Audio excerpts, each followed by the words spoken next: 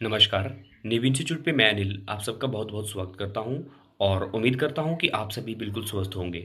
आज के इस लेक्चर में हम पॉलिटी के पार्ट नंबर 30 को आगे डिस्कस करेंगे और एक और बात सबके लिए इम्पोर्टेंट है कि आज से हम अपनी क्लासेस को एक प्रॉपर शेड्यूल के साथ आगे कंटिन्यू करेंगे। तो डेली क्लासेस शेड्यूल आप सबके सामने है। इसमें आप लोग चेक कर सकते हो कि जो आपके पास इंडियन जीके है, इंडियन जीके के जो आपके लेक्चर्स हैं पूरे हफ्ते में आपको कितने देखने को मिलेंगे, हिमाचल जीके के कितने देखने को मिलेंगे और करंट अफेयर के कितने लेक्चर्स आपको पूरे वीक में देखने को मिलेंगे। तो अगर मैं इंडियन जीके की बात करूं, इंडियन जीके की जो आपके पास क्लासेस है Monday, Tuesday, Wednesday, Thursday, Friday, इन 5 दिनों में आपके जो इंडियन जीके के लेक्चर्स हैं आपको 6 बजे यूट्यूब पे मिल जाया करेंगे। और मैं हिमाचल जीके की बात करूं, हिमाचल जीके के जो आपके पास लेक्चर्स हैं वो पूरे हफ्ते में 3 देखने को मिलेंगे। एक आपके पास मंडे, एक आपके पास वेडनेसडे, एक आपके पास फ्राइडे।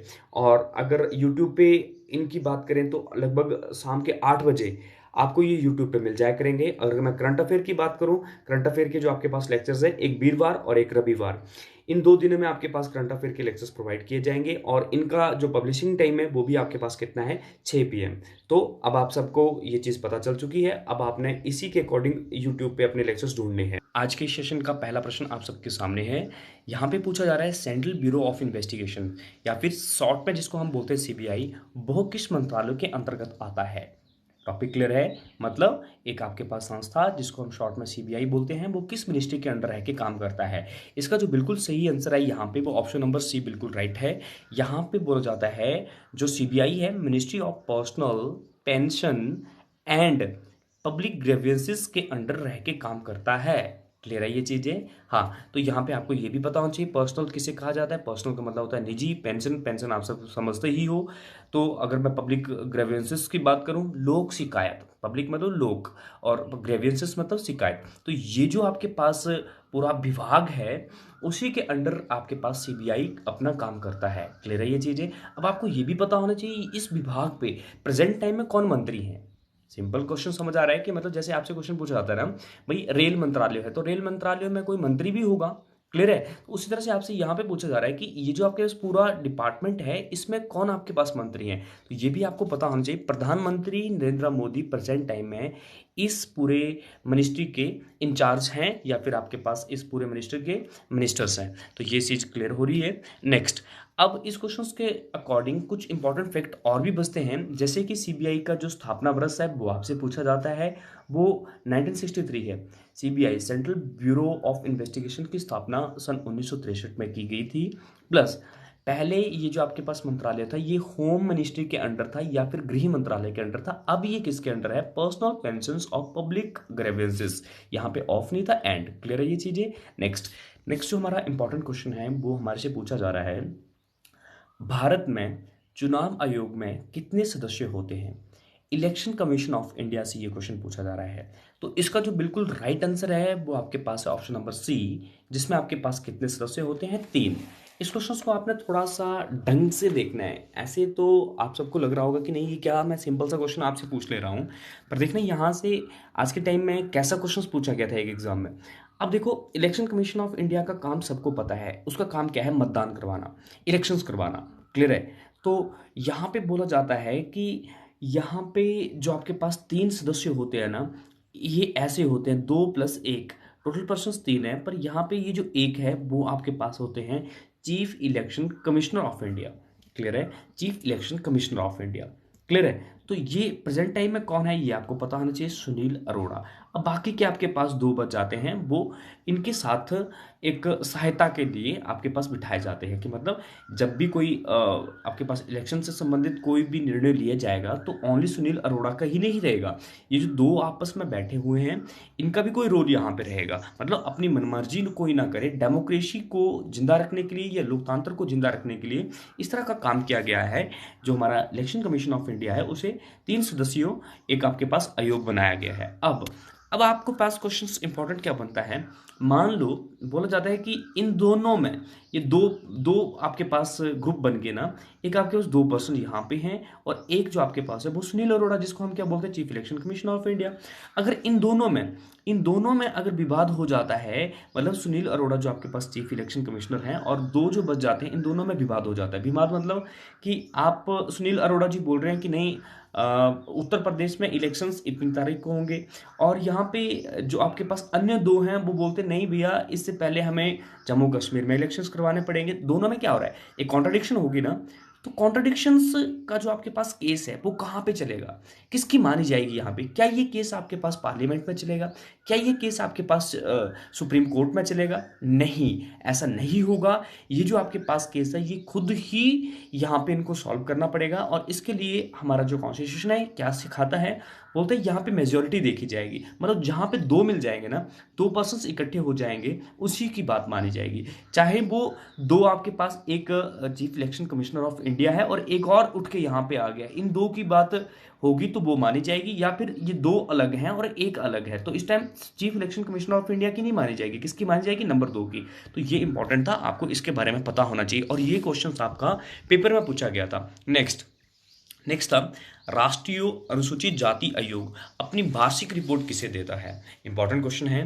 बोल जाता है एक आपके पास national commission of schedule caste, national commission of schedule caste, मतलब एक और आपके पास संस्था बना दी गई है जो कि किसके हितों में काम करती है? एससी कैटेगरी के जो आपके पास रहते हैं लोग, उनके हितों के लिए काम करती है, जिसे हम बोलते हैं राष्ट्रीय अनुसूचित जाति आयोग।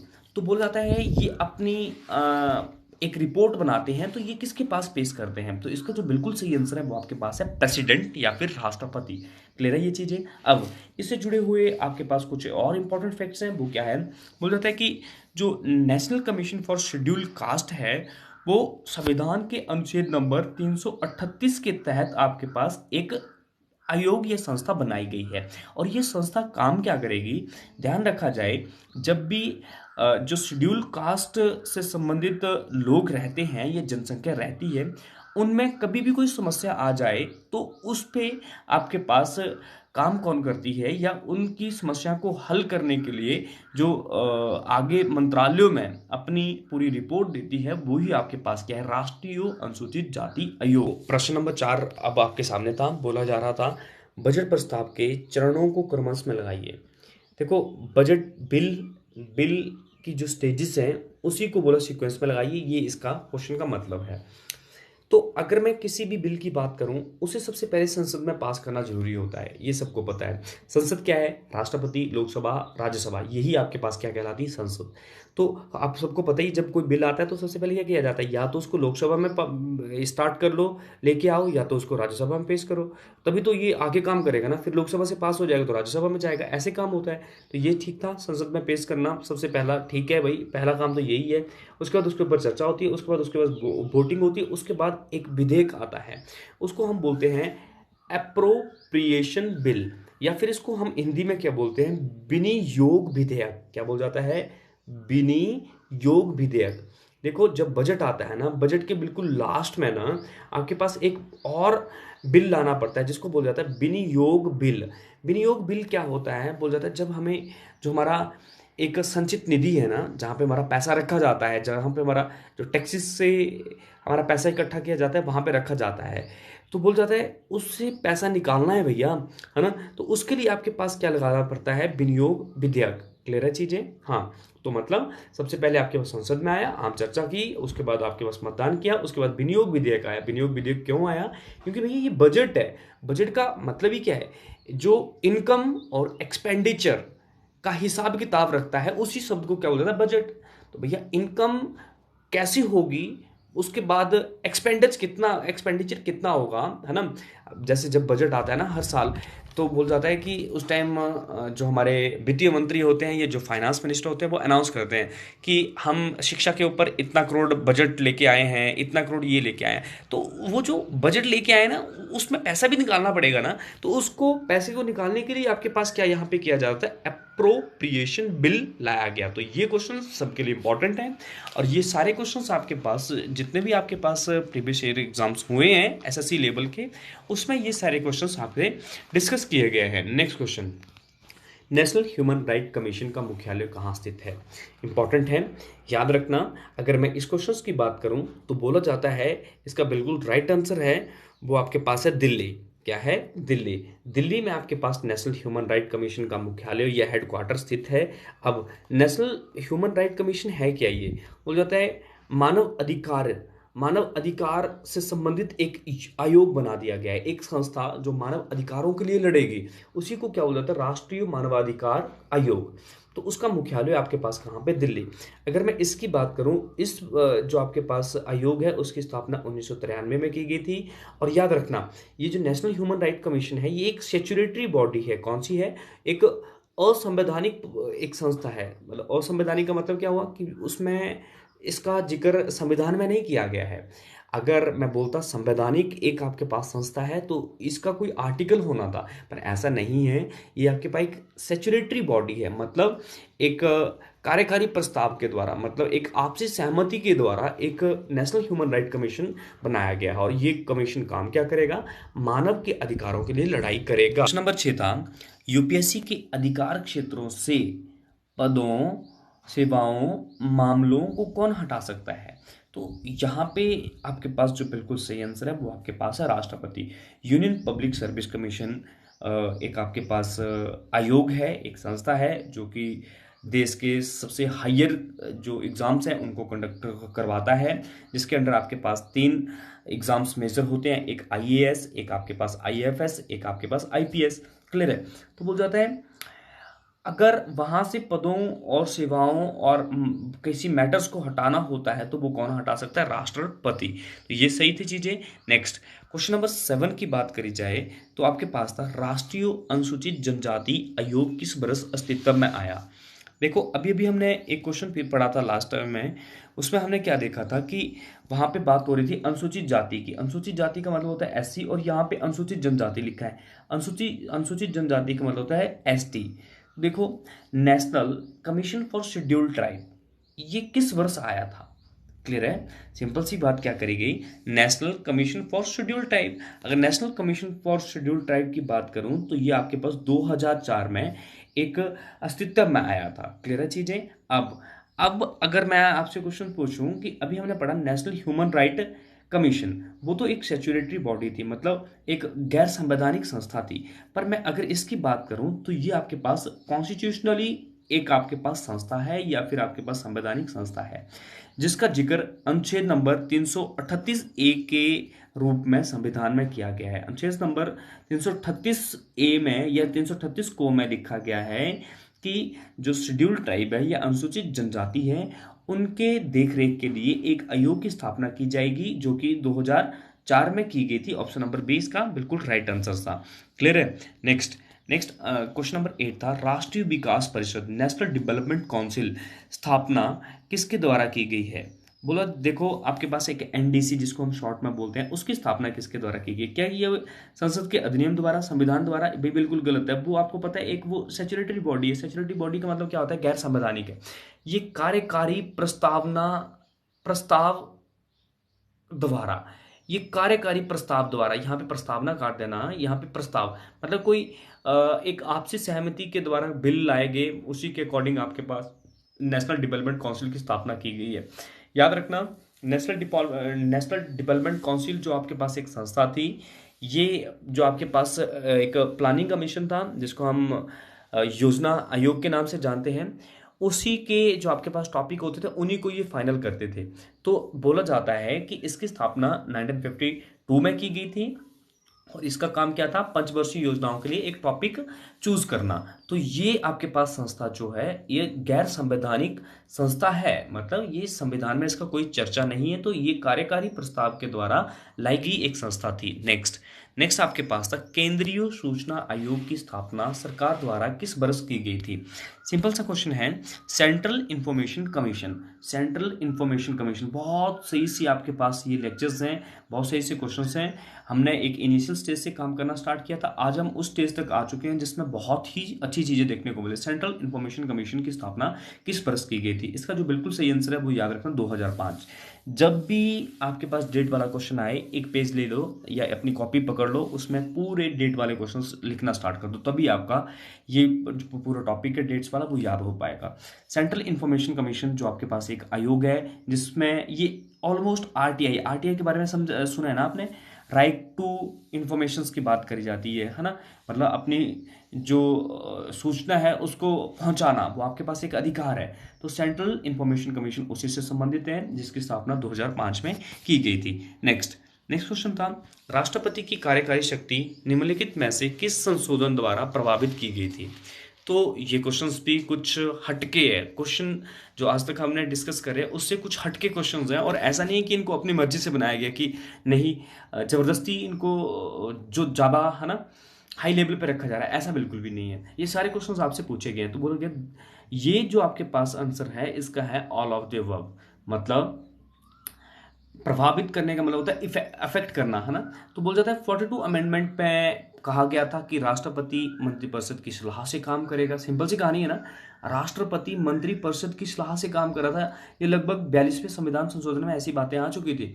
उसके बाद क्या था, 44th अमेंडमेंट में कुछ ऐसी बातें हुई जिसमें कहा गया कि जो मंत्रिपरिषद है, मंत्रिपरिषद के विचारों को पुनर्विचार करने के लिए आपके पास राष्ट्रपति भेज सकता है। तो मतलब कुल मिला के बात क्या होती है, आपने याद रखना है 42वां संविधान संशोधन, 44वां संविधान संशोधन और 21वां संविधान संशोधन, इसमें जो राष्ट्रपति की कार्यकारी शक्तियां हैं उनको प्रभावित किया गया था।